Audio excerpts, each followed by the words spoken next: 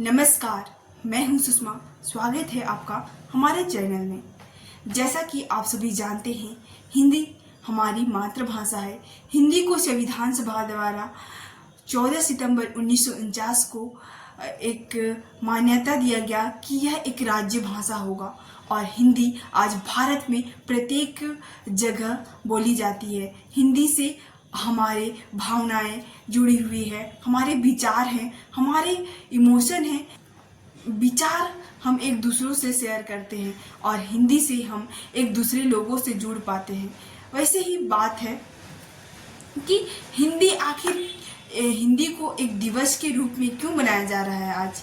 तो हिंदी को एक दिवस के रूप में मनाने के पीछे का रीजन है कि हिंदी आज हमारे देश में बोला तो जा रहा है, लेकिन हिंदी की जगह एक दूसरी भाषा जो अंग्रेजी है, वे भाषा यहाँ पे अपनाई जा रही है, जिससे यहाँ के मूलवासी, यहाँ के जो इस पृष्ठभूमि में जो जन्म लिए हैं, इस देश के जो नागरिक हैं, वे हिंदी हमारी संस्कृति है, हिंदी हमारी पहचान है, हिंदी हमारी भावना है, हिंदी हमारे विचार है।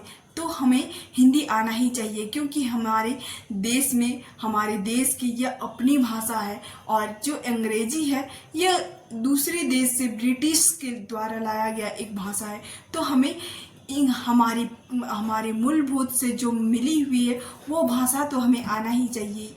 इसलिए मैं कहूँगी कि हिंदी दिवस की बहुत सारी शुभकामनाएं और आज से संकल्प लीजिए कि हिंदी आपको आना ही चाहिए। और बहुत ही हमें गर्व महसूस होता है जब हम हिंदी बोलते हैं। जब हमारी भाषा हिंदी होती है तब हम अपनी भावनाओं, अपनी जितने भी विचार है उसको हम महसूस कर पाते हैं और हमारे देश से गर्वित होता है। और यह हमारे लिए एक गर्व की बात है कि हम हिंदी बोलते हैं और हम हिंदी भाषी क्षेत्र में, हिंदी भाषी देश में जन्म लिए हैं। धन्यवाद।